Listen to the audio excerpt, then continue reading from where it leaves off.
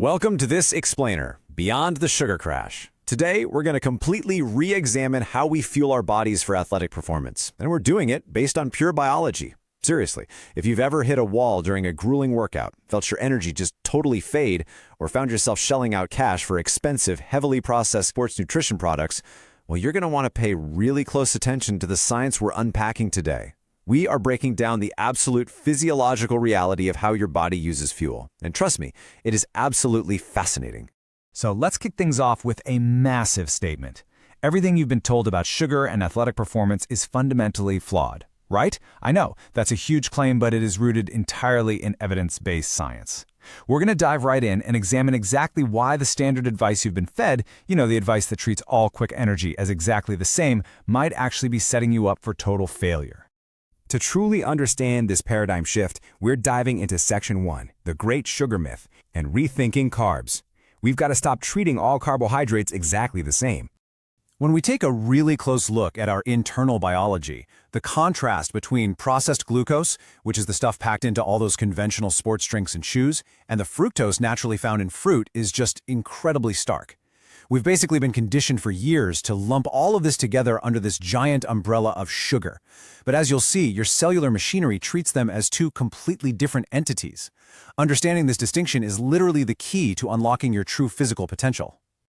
The harsh reality of processed glucose is that it triggers dangerous immediate insulin spikes. And what happens internally when your insulin spikes dramatically during heavy physical exertion?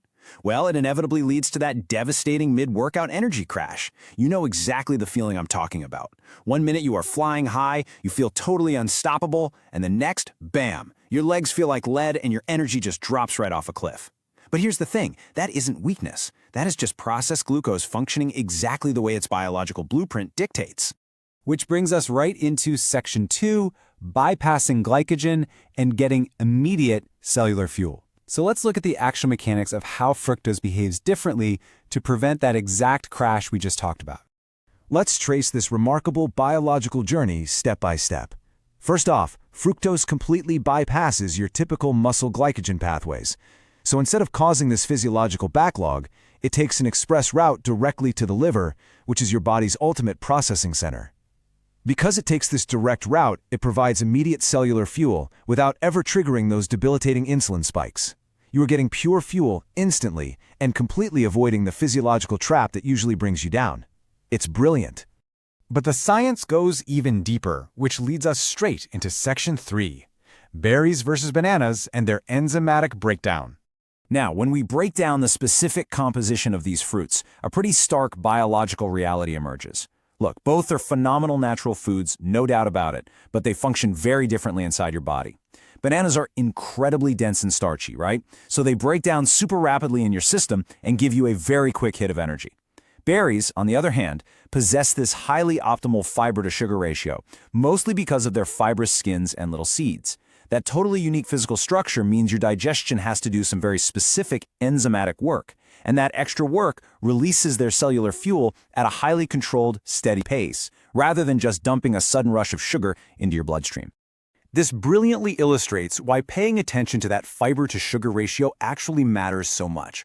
Think of this ratio like a biological time-release valve. It dictates the enzymatic breakdown, perfectly optimizing your sustained athletic endurance, so you get this beautiful, steady, ongoing stream of fuel. Basically, you aren't burning through the whole shebang in the first 20 minutes. You are pacing your internal energy reserves precisely. Okay, so we know the very real dangers of processed glucose, and we totally understand the time-release magic of those fiber-to-sugar ratios. So the big question on everyone's mind is, how do we actually optimize our endurance moving forward? How do we take all this amazing theory and bridge it into real-world application for our daily routines? Well, that brings us to our final takeaway in Section 4, reality over hype. It's all about biological reality. What we're looking at here is a completely new framework for sports nutrition. It means it is time to officially ditch the flashy supplement hype and those extreme promises made by heavily marketed ultra-processed gels. Instead, we need to rely on proven biology. We need to start utilizing specific high-fiber fruits to unlock sustained, high-level athletic output. This isn't just some fleeting fitness trend. This is about deeply aligning your entire training regimen with the fundamental, proven realities of human physiology. Ultimately, you have to ask yourself a really tough question before you start your next workout. Are you actually fueling with biological reality, or are you just counting down the minutes until your next devastating energy crash?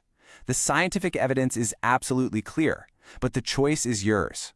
Thank you so much for joining me for this explainer. Keep questioning the status quo, and I'll catch you next time.